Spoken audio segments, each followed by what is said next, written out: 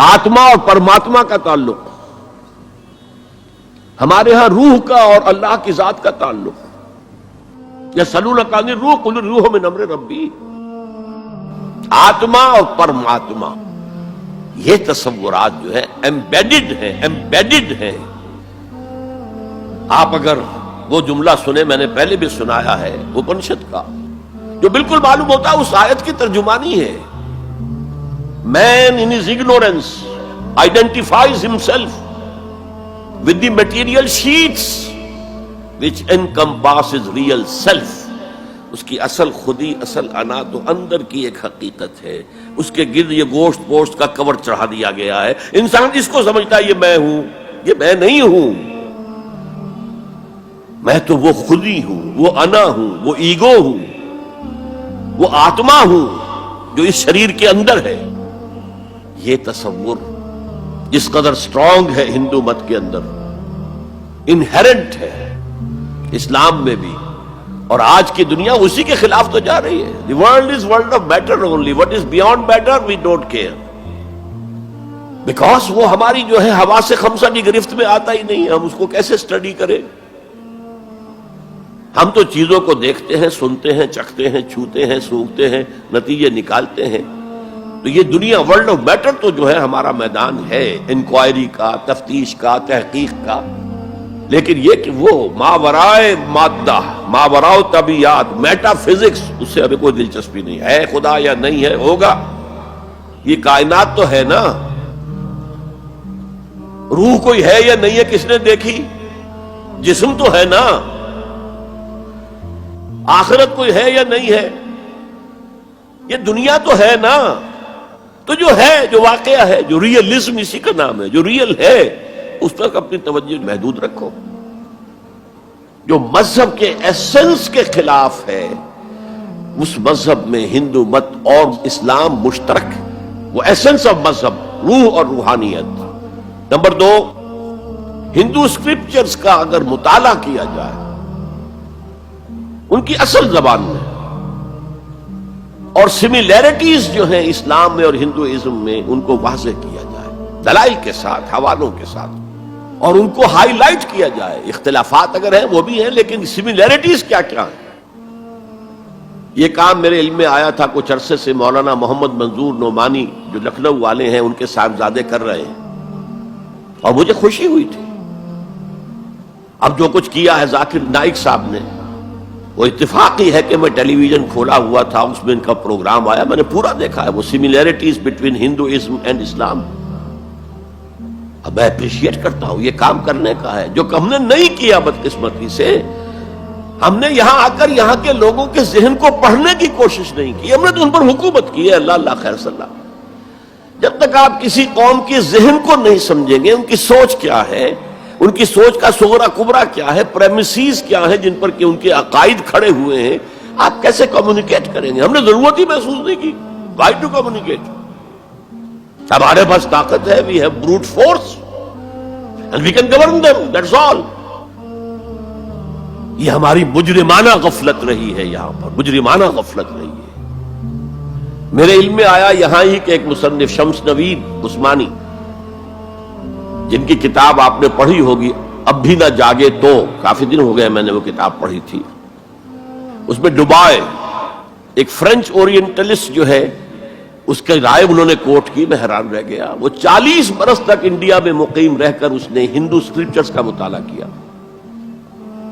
and he came to the conclusion that Manu is actually مہانوح، حضرت نوح علیہ السلام کا ذکر، منو مہانوح، اور منو سمرتی جو ہے حضرت نوح علیہ السلام کی شریعت۔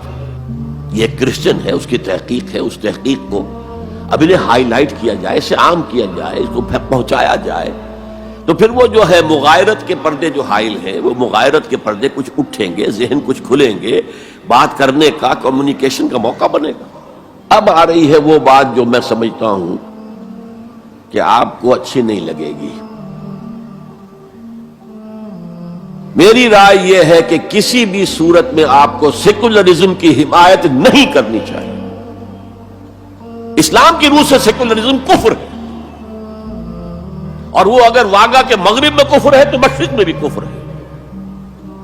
آپ اس کی پروٹیکشن لینا چاہتے ہیں, اس کی امبریلا کے تحت آنا چاہتے ہیں. یہ آپ کی قومی جو ہے فرار, ورنہ سیکولرزم کس شے کا نام ہے؟ کیا اسلام کسی درجے میں کمپیٹیبل ہے اس کے ساتھ؟ سیکولرزم کا مطلب یہ ہے کہ آپ ایک سرکل بنا لیں, اس سرکل کے اندر ہے پولیٹیکو سوشو اکنامک سسٹم.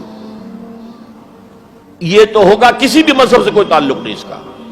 عوامی حاکمیت جو بدترین شرک ہے, اس کی بنیاد پر جو پارلیمنٹ آئے, جو کوئی مجلس ملی آئے, جو کوئی کانگریس آئے, وہ جو ہے قانون بنائے. ہومو سیکسولیٹی کو جائز قرار دے, اسے اجازت ہے. ہومو سیکسول میرجز کو رجسٹر کروائے, ٹھیک ہے. It has no reference to any religion whatsoever. ہاں, اس سرکل کے پیری فری پر چھوٹے چھوٹے سرکلز بنا دیجئے. یہ ہندو مت ہے, یہ اسلام ہے, یہ سکھ مت ہے, یہ بدھ مت ہے, یہ فلاں ہے, یہ کرسچینٹی ہے, یہ جوڈائزم ہے, یہ ہے تاؤزم ہے. یہ رہیں گے پیری فری پر. یہ انفرادی معاملہ ہے زندگی کا, اور اس میں آزادی ہے ہر ایک کو. جو چاہے بلیفز رکھے, ایک خدا کو مانے, 100 کو مانو, کسی کو نہ مانے, ٹھیک ہے. شہری تو ہے وہ, جس طرح چاہے پوجا پاٹ کرے, درختوں کو پوجے, پتھروں کو پوجے, بتوں کو پوجے, ایک انسین خدا کو پوجے, جس کو چاہے پوجے.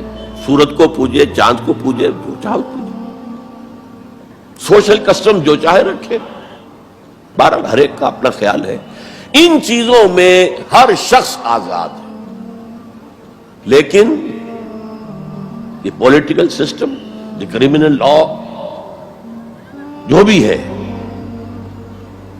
پھر اکنامک سسٹم, سود, سیوا, سب جائز ہیں. کسی مذہب کے حرام قرار دینے سے ان کو نہیں روکا جائے گا. کسی آسمانی ہدایت کو دلیل کے طور پہ تسلیم نہیں کیا جائے گا, چاہے وہ تورات ہو, چاہے قرآن ہو, چاہے کوئی اور آسمانی کتاب ہو, ہندوؤں کی کتابیں ہو, وہ تسلیم نہیں کی جائیں گی. This is not compatible with Islam. How can they muslims accept it? مجھے حیرت ہوتی ہے. میری یہ بات میں جانتا ہوں یہاں کسی کی سمجھ میں نہیں آئے گی, لیکن یہ کہ بہرحال جیسا کہ میں نے شروع میں کہا تھا, اگرچہ قول تو وہ فرعون کا ہے, لیکن قرآن میں نقل ہوا, قرآن کی آیت ہے, ما اریکم الا ما ارا. میں آپ کو وہی کچھ دکھا سکتا ہوں جو میں خود دیکھتا ہوں, ورنہ میں سنسیئر نہیں ہوں, neither to myself nor to you. I have to be honest.